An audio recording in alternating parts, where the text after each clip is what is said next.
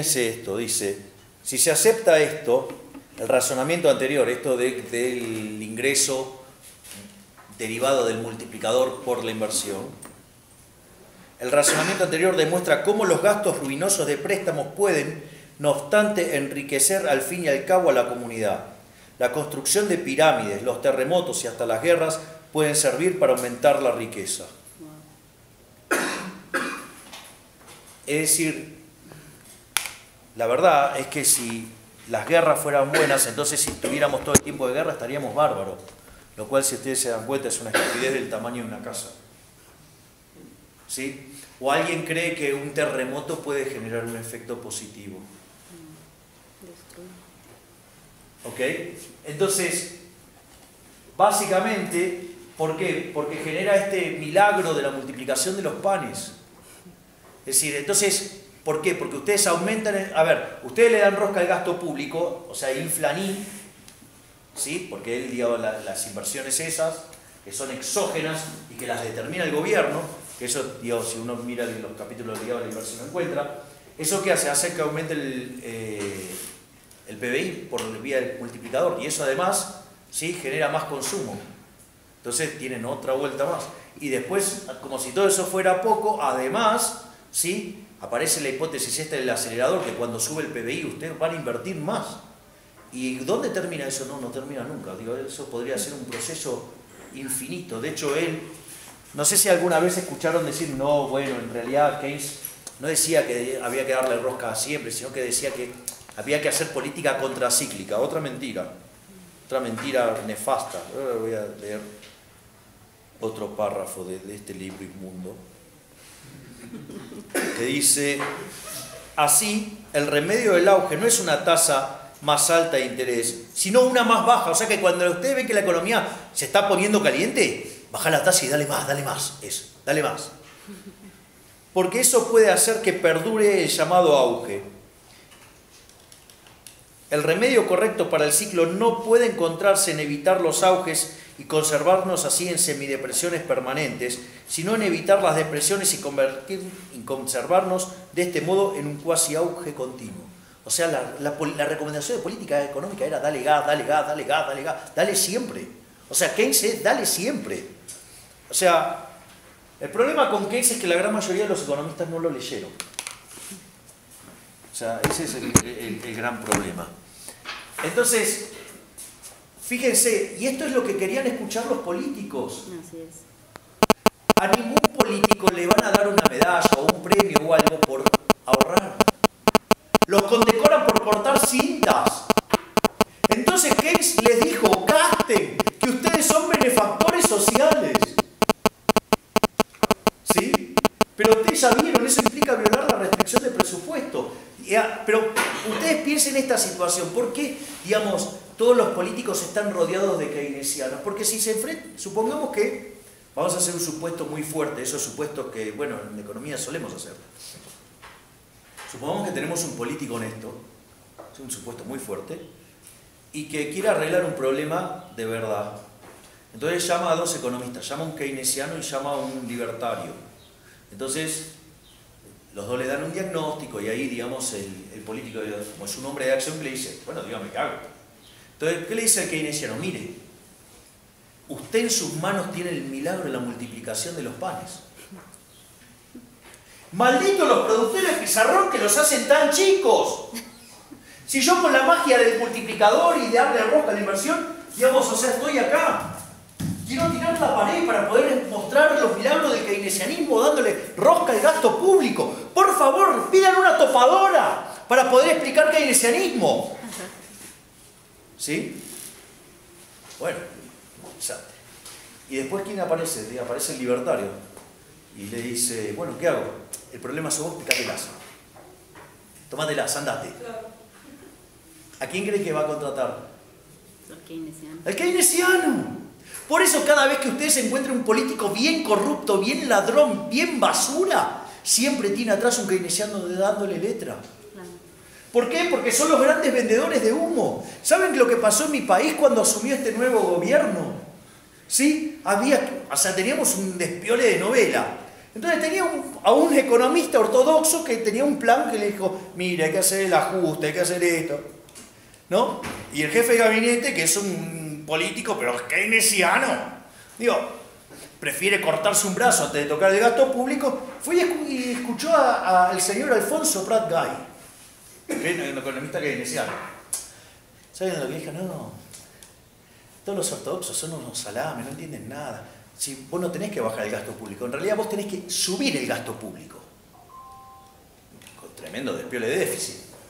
Si vos tenés que subir el gasto público, porque eso va a generar un efecto tan expansivo sobre el PBI, que eso va a hacer aumentar tanto la recaudación, que el déficit fiscal va a bajar. Me imagino que estarán al tanto que Argentina está hoy en la tapa de todos los diarios del mundo. Sí. Ahora, cuando yo dije esto, me dijeron liberalote, apocalíptico, Dios, como cosas las más lindas.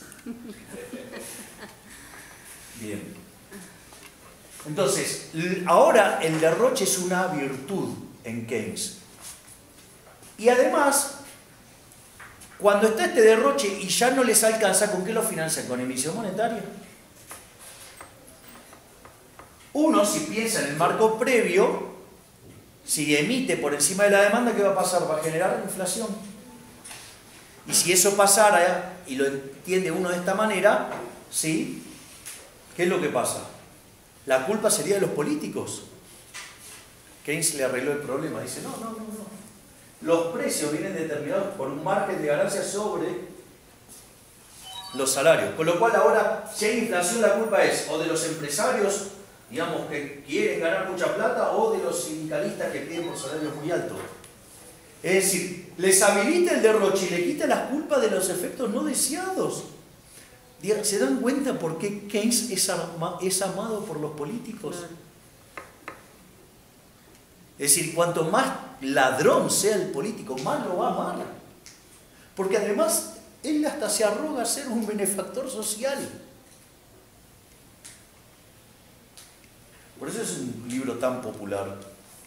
Bueno, lo que hizo Friedman fue destrozar cada una de estas hipótesis. Lo primero que hizo fue escribir un ensayo epistemológico donde básicamente yo le voy a pasar, digo, ¿a qué se reduce? Primero los datos. No discutimos el sexo de los ángeles, discutimos los datos. Y con eso fue y le pegó una paliza a los keynesianos en todos los ambientes donde se los cruzó. Fíjense, ¿qué fue lo primero que rompió Keynes? El ahorro. Con la función de consumo. Friedman, ¿qué desarrolla? La hipótesis del ingreso permanente. Dice que en realidad el valor presente del consumo va a estar alineado con el valor presente de los ingresos. En ese contexto, si sube el ingreso permanente, el consumo va a aumentar en la misma línea. Con lo cual, en ese caso, el multiplicador, la propensión marginal de consumir sería 1. Y si el aumento es transitorio, como el ingreso permanente varía poquito, la propensión marginal a consumir tiende a 0. Si ustedes se fijan, acaba de destrozar Friedman con la hipótesis de ingreso permanente, esto de un solo periodo donde el ahorro era un residuo, sino que recupera la intertemporalidad en un sentido, ¿sí? Vuelve a recobrar la tasa de interés, pero lo más importante de todo, acaba de destrozar el multiplicador keynesiano. Por otra parte, en los años 50 discute con los keynesianos el tema de la inflación, porque se empezó a acelerar la inflación. Entonces, básicamente, lo que muestra Friedman es que la función de demanda de dinero es estable, y si la función de demanda de dinero es estable y la economía está cerca del pleno empleo, cuando ustedes emiten, el efecto es que van a subir los precios. De ahí vuelve a retomar que la inflación es siempre y en todo lugar un fenómeno monetario. Recupera esto. Cuando con Anna Schwartz se escribe en la historia monetaria de los Estados Unidos, en el capítulo 7, sobre la gran contracción del 29 al 33, bueno, ahí dice varias cosas. Primero es que los precios cayeron, y no es que eran inflexibles a la baja, como decían los keynesianos, que los salarios también cayeron, ¿sí? Y que en realidad, lejos de que la política monetaria no era efectiva, era absolutamente efectiva, y toda la explicación de la Gran Depresión tiene que ver con un error en el diseño de la política monetaria. Con lo cual, es falso lo de los precios rígidos a la baja, es falso de los salarios rígidos a la baja, y es falso que la política monetaria no es efectiva, sino todo lo contrario, y que la Gran Depresión documenta la potencia de esta. Y dentro de esas cosas también les muestra a los keynesianos, que son tan brutos que hacían depender la inversión de la tasa de interés nominal, cuando lo que cuenta es la tasa de interés real. Entonces, cuando ustedes toman la tasa de interés real, que es la nominal menos la inflación, y ustedes tenían deflación, la tasa de interés real estaba por las nubes, por eso se destrozó la inversión. No porque se cayeron los animal spirits. Y cuando le termina de pegar toda esta paliza, los keynesianos se refugian en un instrumento que se llama curva de Phillips. Es un trabajo de Phillips del 58 que establece una relación entre variación de salarios nominales y desempleo. Eso lo toma Richard Lipsey utilizando esta ecuación, y entonces ustedes tienen una ecuación para la variación de los salarios y tienen un markup. En el fondo, digamos, tienen una relación entre inflación y desempleo, si ponen esto en términos de variaciones. Y digamos, o sea, lo testea Samuel Solisolo en el año 60 en un paper del American Economic Review, y a partir de ahí sugieren esto de que, bueno, hay que soportar un poquito de inflación para tener mayor empleo o bajar la tasa de desempleo. Y bueno, por ejemplo, en Argentina había un señor que decía que un poquito de inflación estaba bien, digo, ¿no? Y se fue con 5.000% de inflación. Y si tuvieran razón los keynesianos de que generar inflación, digamos, baja el desempleo, todos los países que tienen baja inflación tendrían que tener 25% de desempleo, y eso no es cierto. ¿Sí? Digo, y básicamente, ¿qué era lo que postulaban los keynesianos? Que existía esta relación y que ustedes podían jugar con esto permanentemente. ¿Y qué es lo que hizo Friedman? Dijo, no, bueno, sí, está bien, digamos, o sea, vos podés engañar a la gente por un tiempo, pero no mucho tiempo. Y básicamente lo que hace es desarrollar una teoría del mercado laboral con expectativas adaptativas. Entonces, como ustedes miran los precios en función del pasado, ¿qué es lo que pasa? Si cambia la política monetaria del Banco Central, ustedes no se dan cuenta del modo instantáneo. Entonces, ¿qué pasa? Las empresas ven que tienen más demanda, entonces su precio sube. Entonces, ¿qué pasa? Creen que el salario real está cayendo, por ende, tienen incentivos a producir más. Al mismo tiempo, cuando se tiene que hacer de los trabajadores, como tienen otro trabajo, se lo tienen que sacar a otra empresa, por ende tienen que pagar mayores salarios. Y como los trabajadores están mirando los precios en función de información vieja, ¿qué es lo que sucede? Creen que el salario real está subiendo. Entonces todos transitoriamente empiezan a transar a precios falsos. ¿Y eso qué hace? Hace que el nivel de actividad suba y el desempleo baje. Pero eso, digamos, o sea, dura lo mismo que el aire en una canasta. Y si es así, entonces los agentes, cuando aprenden, esto se traslada acá y terminan teniendo una inflación más alta con el mismo nivel de desempleo que es el natural. Entonces tienen un trade-off de corto plazo, pero cuando la gente se entera va acá. Y una de las cosas que dice Lucas es, bueno, mirá, pero la gente, digo, no vive mintiéndole sistemáticamente y aprende el modelo. Y cuando aprende el modelo, ¿sí? Si ustedes le anuncian una regla monetaria y dicen, bueno, mañana no voy a emitir al 10%, voy a emitir al 20%, lo que va a hacer la gente es pasar de acá a acá de manera instantánea. Eso no quiere decir que Lucas no contemple la posibilidad de trade-off. En Lucas sí hay trade-off. ¿Cuándo? Cuando el Banco Central engaña a la gente, dice que va a emitir al 15 y emite, no sé, al 30. Entonces, digo, transitoriamente se ubica acá, pero cuando la gente aprende vuelve acá. Y la otra cuestión es que fíjense que si ustedes miran la curva de Phillips aumentada por inflación, ustedes podrían estar sistemáticamente tratando de engañar a los agentes, ¿no? Y lo que dice Lucas es, bueno, cuando ustedes hagan de esto, del engaño, algo recurrente, estos efectos que ustedes van a conseguir son cada vez menores. Entonces, tarde o temprano, ya directamente no van a conseguir nada. ¿Por qué? Porque básicamente la gente ya no les cree nada. Y ahí, digamos, se terminó de sepultar a lo que es lo que tiene que ver con el keynesianismo. De hecho, ya no existe más el keynesianismo, existen los neo-keynesianos, que igual tienen un montón de vicios, pero no existen más.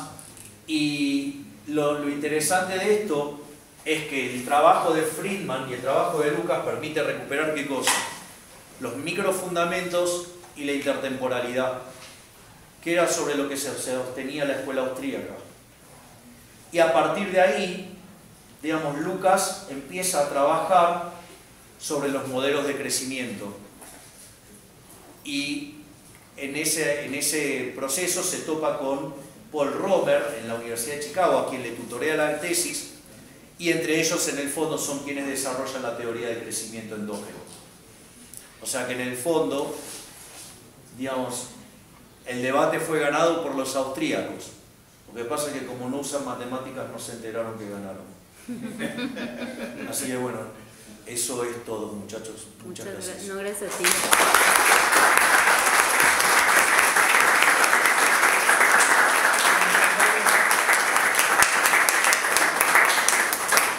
Muchísimas gracias a todos por estar aquí, muchísimas gracias a ti en especial, excelente tu clase, la verdad no pude dejar un momento de tomar atención, tienes toda la razón, y recordarles esta frase de Keynes, ¿no? En el largo plazo.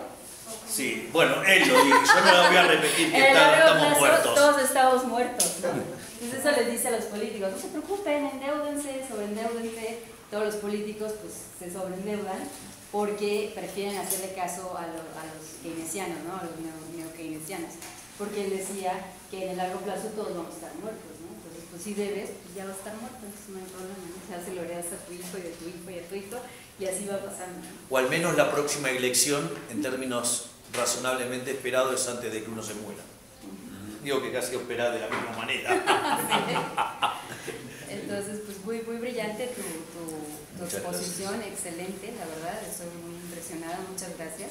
La versión completa incluye las citas de Keynes, una por una, pero bueno, no nos dan ni los tiempos ni mi garganta. Sí, me imagino, sí, es que estaba enfermo de su garganta. Y si tenemos el libro aquí, entonces ahorita los van a estar vendiendo aquí los libros, si quieren adquirir uno, y bueno, obviamente tenerla.